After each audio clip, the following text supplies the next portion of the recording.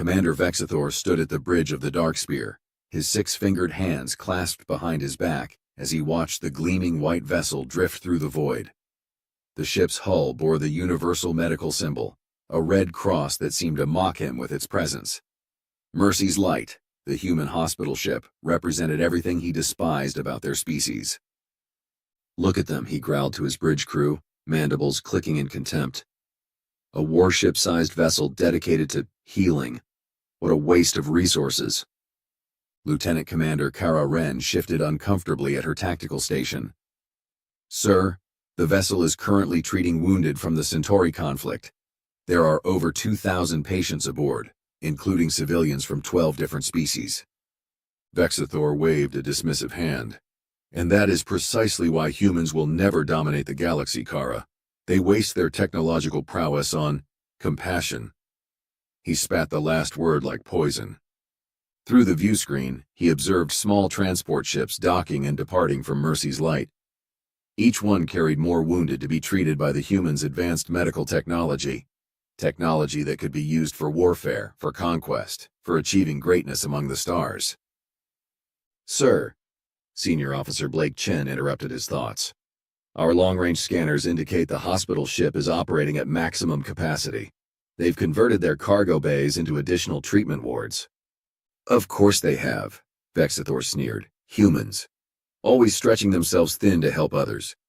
Tell me, Blake, what do they gain from this? What resources do they collect? What territories do they conquer?" Blake Chen's four eyes blinked in sequence, a sign of discomfort among his species.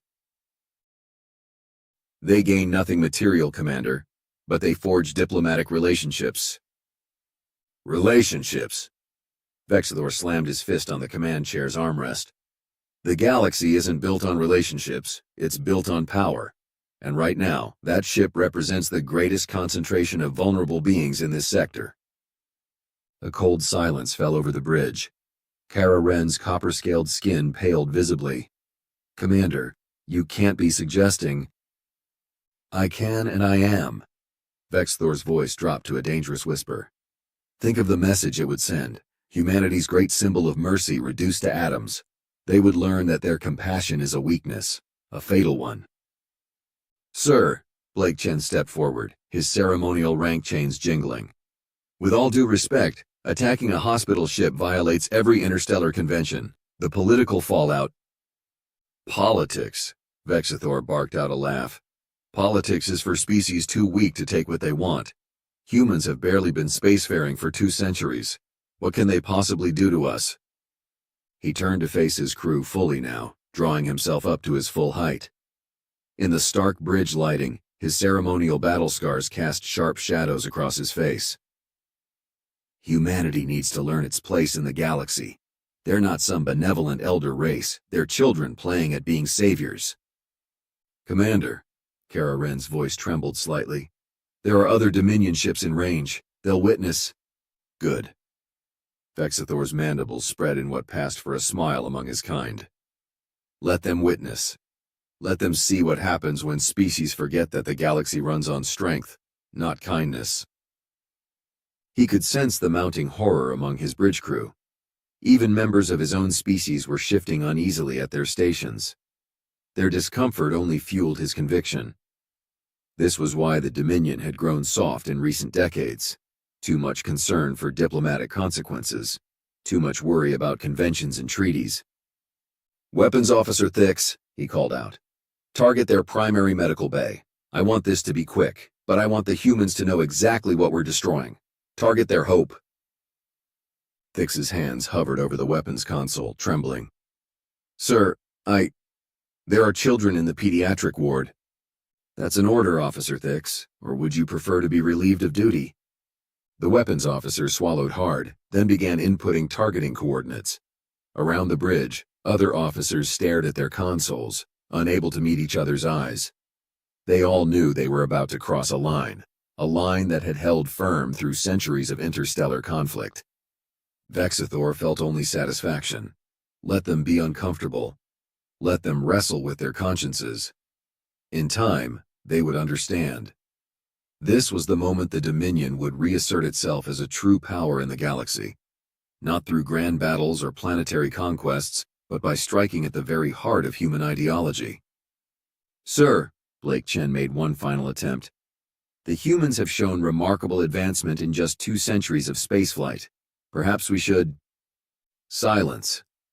Vexithor's roar echoed off the bridge walls. "I've made my decision. Humanity will learn that their compassion makes them vulnerable, and the galaxy will remember this as the day the natural order was restored." He turned back to the view screen, watching Mercy's light continue its peaceful rotation. Soon, very soon, that pristine white hull would bloom with fire, and humanity would finally understand the true nature of the cosmos. "Weapons locked on target, Commander," Thix announced, voice barely above a whisper. "Fire!" The Dark Spear's primary beam lanced out across space, a brilliant purple streak against the void. Time seemed to slow as the energy bolt approached Mercy's light. On nearby ships, sensor operators stared in horror at their readings, unable to believe what they were witnessing. The first hit struck the medical bay directly. The pristine white hull cracked like an egg, atmosphere venting in a spectacular plume. Emergency force fields snapped into place, but Vexithor was already barking his next order. "Target their engines, no escape." Around the Dark Spear, other ships were broadcasting urgent messages. "This is the Centauri vessel Starbright to Dominion warship. Ceasefire immediately. You are attacking a medical vessel. Rigelian command to unknown aggressor. Stand down or face immediate response." "By the Great Mothers," gasped Blake Chen, watching the sensor readings. "Sir, there are 15 different species vessels moving to intercept." "Let them come," Vexithor snarled. "They'll be too late. Fire again." The second blast caught Mercy's light's port engine. The massive ship began to list, emergency lights flashing along its hull. Escape pods were launching now, desperate medical staff trying to evacuate their most critical patients. On the Rigelian flagship Dawntreader, Admiral Kix watched in stunned disbelief. "Get me visual on their medical bay. Now!" The image that appeared on her screen would haunt her for decades to come. Through the twisted wreckage, she could see medical staff of various species rushing to move patients. Human doctors were sealing emergency pressure suits onto wounded Centauri children. A Rigelian nurse was carrying 2 Andromean infants, trying to reach an escape pod. "All ships open emergency channels for escape pod retrieval," Kix ordered. "Priority 1 medical response, and someone get me Earth Command." Back on the Dark Spear, Kara Wren's scales had turned almost white. "Sir, we're receiving emergency broadcasts from inside Mercy's light. They're begging for time to evacuate critical care patients." "No mercy for Mercy," Vexithor said, mandibles spread wide. "Target their central core. Let's finish this." "Commander!" Blake Chen's 4 eyes were wide with panic. "Sir, they're broadcasting videos of their pediatric ward. There are children still trapped in critical care pods. Then they will learn early that the galaxy is cruel." Vexithor turned to his weapons officer. "Fire." Thix's hands were shaking so badly he could barely operate his console. The third beam struck Mercy's light's central core.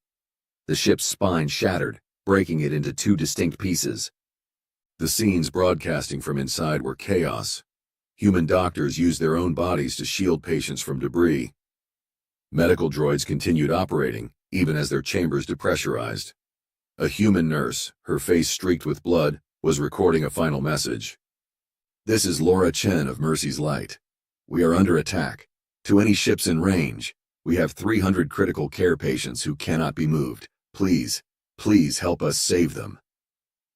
The message cut off in a burst of static. On the Andromean vessel Light of Dawn, Captain Zena was already composing her report to the Galactic Council. Her tentacles trembled as she documented the atrocity unfolding before her. "They targeted the medical bay first," she dictated. "A deliberate strike to maximize casualties among the most vulnerable. This was not an act of war. This was something far darker." The remnants of Mercy's Light were breaking apart now. The few remaining escape pods looked like tiny white blood cells fleeing a dying body. Emergency rescue ships from a dozen species were racing to collect them, their crews knowing they would be too late for many. Vexathor stood on his bridge, drinking in the destruction. "Send a message to Earth Command," he ordered. "Tell them." He never finished the sentence. A new alarm blared on the Darkspear's bridge. "Sir!" Kara Wren's voice cracked with fear. "Multiple quantum signatures detected. Massive energy readings." "What?" Vexathor spun toward the tactical display. "From where?" "Everywhere, sir. They're coming out of quantum tunnels all around us." The space around the dying hospital ship was lighting up with quantum breach points. Massive shapes were emerging from what had appeared to be empty void. Human ships. Warships.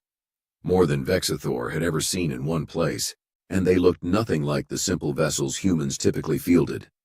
These ships were darker, angular, bristling with weapons that made his tactical officer whimper in fear. "Impossible," Vexathor whispered. "They're primitives. They waste their resources on healing." A new voice cut across all communication channels. Human, female, cold as space itself. "This is Admiral Sarah Hawthorne of the Earth Vengeance Fleet. You targeted our mercy. Now you will face our wrath." The transmission cut off. No ultimatum, no demands, just silence. Vexathor found himself holding his breath, waiting for the humans to speak again, to make threats, to posture. But the quantum black warships simply held position, their weapon ports open but not yet firing. "Sir," Blake Chen's voice quavered, "we're receiving data packets from the other alien vessels. They're withdrawing all diplomatic personnel from Dominion space." The bridge crew watched as ship after ship activated their FTL drives, leaving only the human vessels and the burning wreckage of Mercy's light. The silence stretched on, broken only by the occasional burst of static from dying emergency beacons. "Commander," Kara Wren spoke softly, "the humans are broadcasting something on all frequencies." "Put it through," Vexathor ordered, trying to keep his voice steady. It wasn't a message, it was sound. A slow, steady rhythm that took him a moment to recognize. A human heartbeat. The sound medical monitors made when tracking a patient's life signs. But this one was slowing, weakening, dying. "Sir!" Blake Chen's chains rattled as he jerked in surprise. "Multiple quantum signatures detected at every major Dominion world. They're just appearing in orbit. Hundreds of ships." On the tactical display, Vexathor watched as more of the angular black vessels materialized throughout Dominion space. Each fleet positioned itself silently above a population center. No demands, no communication. Just the sound of that dying heartbeat playing across all frequencies. "Get me Earth Command," Vexathor demanded. "Now." "They're not responding, sir," Kara Wren reported. "None of the human vessels are responding to hails. We're receiving transmissions from our colony worlds." The messages began playing automatically, filling the bridge with panicked voices. "Central Command, human warships have appeared above New Sanctus. They're over the capital, thousands of them. The humans are broadcasting medical logs from Mercy's light. They're showing us what we did." Vexathor's mandibles clicked rapidly, a sign of mounting stress. How did they deploy so quickly? Where were they hiding these ships? "Sir," Blake Chen's voice was barely a whisper. "Message coming in from the Dominion High Council. They're ordering all military vessels to stand down. They say the humans have shown them something, files from their database, some kind of historical record." The images began playing on the bridge screen without warning. Earth's history, not the sanitized version taught in xenology classes, but recordings of their wars, their weapons, their capacity for calculated retribution when pushed too far. "Tactical analysis," Vexathor snapped. "What are we facing?" Kara Wren's fingers flew over her console. "Sir, these ships, they're not like anything in our database. The energy readings suggest weapons technology at least 3 centuries beyond our most advanced systems. And their quantum drives, sir, they've achieved point-to-point teleportation. They can bypass all our defenses." "Impossible. They're barely out of their star system." "No, sir," Blake Chen corrected quietly. "They chose to stay in their system. They chose to build hospital ships instead of warships. They chose mercy until we proved we didn't deserve it." The dying heartbeat stopped broadcasting. The silence that followed was deafening. "New transmission," Kara Wren announced. "Text only." The message appeared on every screen in Dominion space simultaneously. "You considered our mercy a weakness, our compassion a flaw. You believed that because we choose to heal, we cannot harm. You were wrong." Mercy's light carried 2,342 patients, 112 medical staff. "In exactly 1 hour, we will demonstrate the difference between those who choose not to harm and those who cannot harm at all." Vexathor sank into his command chair, finally understanding. The humans hadn't built their civilization on healing because they were weak. They had built it on healing because they were so terrifyingly strong that they could afford to. "Sir," Blake Chen reported, his voice hollow, "our long-range sensors are detecting something strange. The human ships, they're arranging themselves in a pattern." On the tactical display, the black vessels shifted position. Slowly, methodically, they formed a shape above every Dominion world. A shape that made Vexathor's blood run cold. A red cross, the symbol for Mercy's light. But this time it didn't represent salvation. The final message from the humans was brief. 45 minutes remaining. We suggest you spend them evacuating your medical facilities. We would not want you to accuse us of targeting hospitals." The countdown began. 30 minutes, announced a calm human voice across all channels. "Be advised, quantum containment fields are now active. No further FTL travel will be permitted within Dominion space." On the Darkspear's bridge, alerts blared as their quantum drive went dark. They were trapped. "Commander!" Kara Wren's voice cracked. "New signatures detected. They're coming out of Mars." The tactical display lit up as massive structures emerged from beneath the red planet's surface. Orbital rings, shipyards, weapon platforms that dwarfed anything the Dominion had ever built. All perfectly camouflaged until this moment. "Neptune as well," Blake Chen reported. "They're gas giant mining platforms. They're transforming."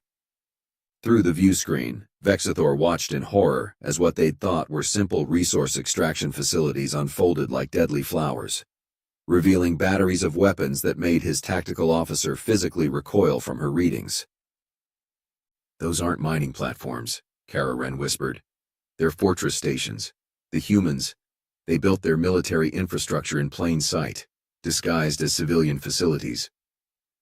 A new class of vessel emerged from Jupiter's atmosphere. Massive ships, their hulls rippling with active camouflage that made them appear to fade in and out of reality itself. "Quantum phase dreadnoughts," Blake Chen breathed. "They crack planetary crusts like eggs. The humans had them hidden in gas giant storms, using the electromagnetic interference as cover." Admiral Hawthorne's voice returned, still eerily calm. 20 minutes. Be advised, we are now deploying our secondary containment grid." Between the human vessels, points of light began to connect.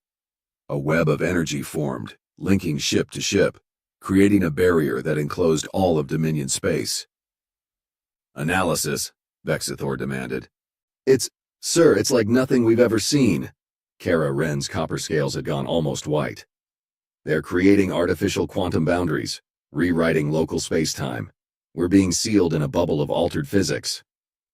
Through the view screen, more ships emerged. Smaller vessels that moved like liquid mercury, flowing around debris as if space itself bent to accommodate them. "Gravitic control," Blake Chen reported numbly. "Not just artificial gravity, total control over gravitational fields. Sir, they're not using conventional engines at all. They're surfing space-time itself." 10 minutes, announced the human voice.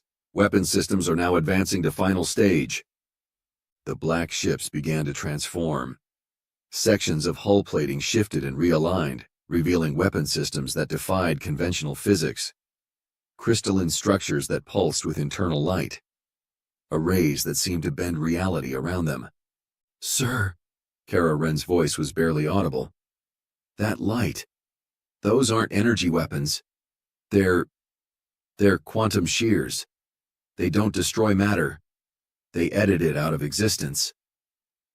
Above every Dominion world, the human fleets completed their formations. Each red cross now burned with terrible purpose, their weapons aimed at strategic targets with surgical precision. 5 minutes, stand by for demonstration of primary weapon systems. A single human ship, no larger than a scout vessel, moved into position near an uninhabited Dominion moon. Its hull rippled, a small crystalline array extending from its bow.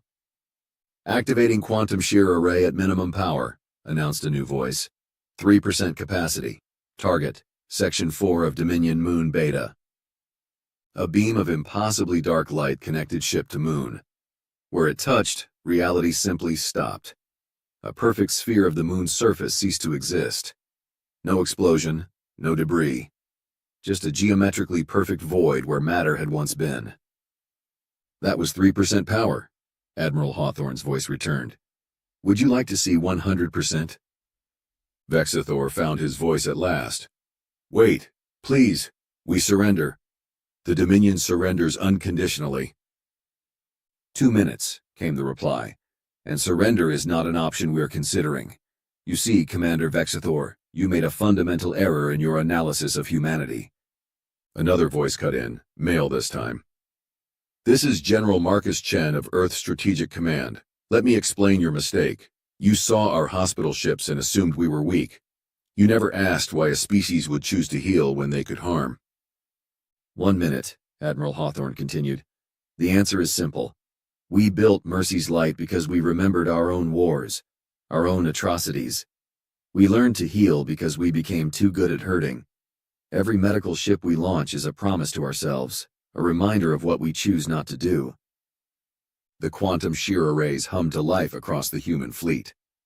Reality itself seemed to shiver in anticipation. 30 seconds. You should have asked yourself, Commander. What kind of species has to actively choose peace?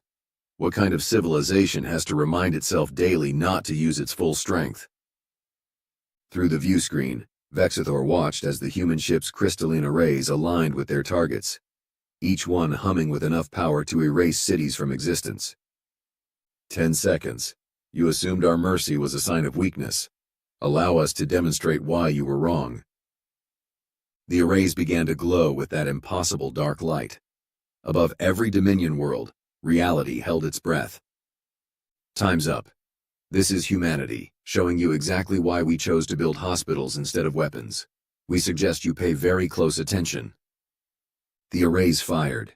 In that moment, Vexithor understood true power. The quantum shears didn't devastate their targets. They edited them from existence with surgical precision. Military bases, weapon platforms, shipyards, all removed from reality with the same care a surgeon excises a tumor. "Report," he whispered, though he already knew what he would hear. "Sir," Kararen's voice trembled, 87% of our military infrastructure gone. Not destroyed, just gone. The humans, they removed everything military while leaving civilian structures untouched, even when they were in the same building." On the Regelian flagship Dawn Treader, Admiral Kix watched in stunned silence. "By the first light," she breathed. "They're not just precise, they're selective. Their weapons can distinguish between military and civilian at the quantum level." The human ships moved with terrible purpose, their black hulls flowing like liquid shadow.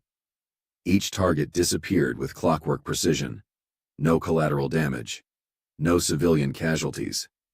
Just the systematic removal of everything the Dominion had built for war. "Witnessing vessels, be advised." Admiral Hawthorne's voice was cold and clear. "What you are observing is humanity operating at less than 10% of our true military capacity. We trust this demonstration will be sufficient to explain why we prefer to build hospitals." On the Andromean vessel Light of Dawn, Captain Zena's tentacles twisted in shock as she recorded her observations. They're not fighting a war. They're performing surgery on reality itself. Every strike is calculated to remove threat capability while preserving civilian life. This isn't combat. This is human medicine applied to warfare. The quantum shear arrays continued their work. Dominion military vessels simply ceased to exist, their crews deposited safely but unconscious on nearby worlds. Defense stations vanished, their civilian workers untouched. Even personal weapons dissolved from soldiers' hands, leaving them unharmed, but helpless. "Commander!" Blake Chen's 4 eyes were wide with terror. They're broadcasting something new. Medical logs from their quantum weapons." The data scrolled across their screens. Each weapon had been designed by doctors, calibrated by surgeons. The quantum shears didn't destroy, they excised, like a scalpel removing diseased tissue while preserving healthy cells. On the Darkspear's bridge, Vexathor watched his empire being systematically disarmed by a species that had turned medicine into a weapon of war. The humans hadn't built their civilization on healing because they were weak. They had done it because they were so powerful that healing was the only challenge left worthy of their skills. "Sir," Kara Wren announced, her voice hollow. "New transmission. Text only." The message appeared on his command screen. "Commander Vexathor, your actions caused the deaths of 412 patients aboard Mercy's Light. 307 medical staff, 89 children. We have removed your capacity to wage war. Now we will demonstrate our capacity for justice." The Darkspear shuddered as a quantum field enveloped it. Not a weapon this time, a containment bubble. "This vessel will be preserved," Admiral Hawthorne's voice returned. "As a reminder, your bridge crew will be evacuated, but you, Commander, have an appointment in our medical bay." Vexathor felt cold fear grip his spine. "Medical bay? Yes. You see, we've developed some fascinating quantum surgical techniques. We can edit tissue with the same precision we edit space-time. Your body will survive. Your mind will remain intact. But you will spend the rest of your natural life experiencing every moment of pain you inflicted on our patients. Not as punishment, but as treatment. After all, we're healers." Through the view screen, Vexathor watched the last of the Dominion's military might fade from existence. The human ships hung in formation, their dark hulls now seeming less like weapons and more like medical instruments. Precise, sterile, efficient. On a dozen worlds, other species observers documented what they witnessed.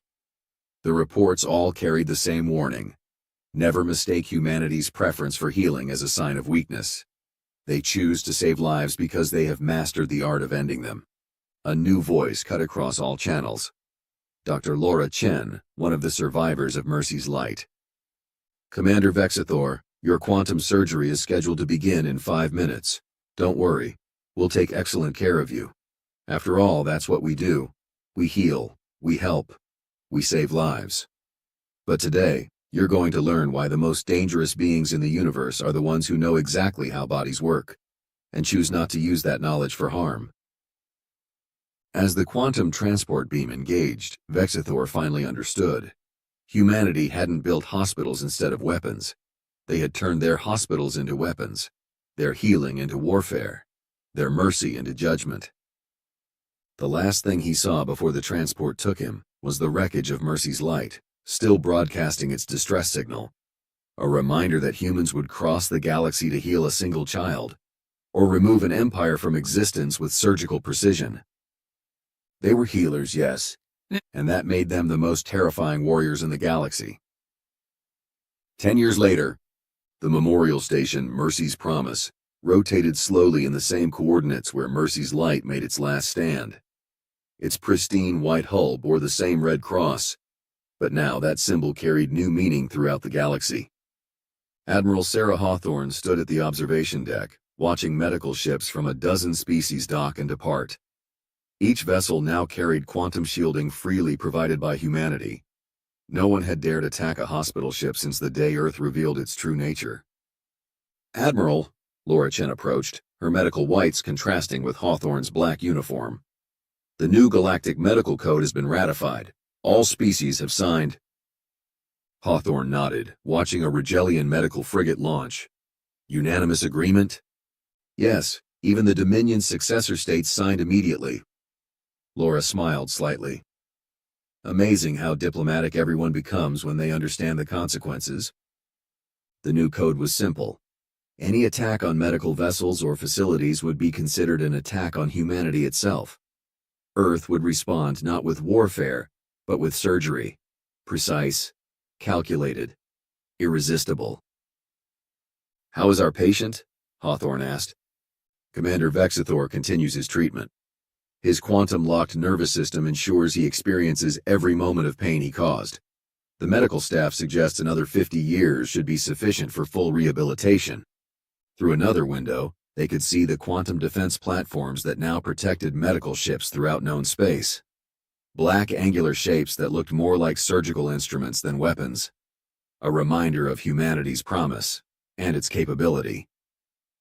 "The new hospital ships are launching today," Laura noted, gesturing to the construction yards where vessels were taking shape. "The Andromeans asked for our help designing them. And the other species? They all want to learn from us now, not our weapons, our healing. They finally understand that true power lies in choosing not to harm when you're capable of doing so much damage." In the distance, a memorial light burned constantly, a quantum beacon marking the exact coordinates where Mercy's light had made its final stand. But it wasn't a monument to defeat. It was a reminder of the day the galaxy learned why humans devoted so much of their strength to healing. "The latest diplomatic reports are interesting," Laura commented.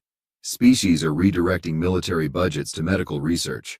They say it's more practical to learn how to heal like humans than to risk needing our particular brand of surgery." Hawthorne turned from the window. "And the new mandatory medical beacons? Installed on every hospital in known space. If one goes dark, if anyone dares to attack a medical facility." Laura's voice hardened. "Earth will respond, with precision." They watched as another medical ship launched, its white hull gleaming. But now everyone knew that beneath that peaceful exterior lay quantum shielding based on the same principles as humanity's most terrible weapons. The ultimate expression of humanity's dual nature. Healers who had mastered the art of unmaking reality itself. The galaxy had learned its lesson. Humanity's mercy wasn't a weakness to exploit. It was a choice made by beings so powerful they had to consciously restrain themselves. A species that could edit matter from existence, but chose to heal instead. Attack their mercy, and they would respond with surgical precision that made war look primitive. In the end, that was humanity's greatest victory. Not the day they revealed their power, but the day they convinced the galaxy that healing was the greater strength. Mercy's light was gone, but its legacy burned brighter than ever in the darkness between stars.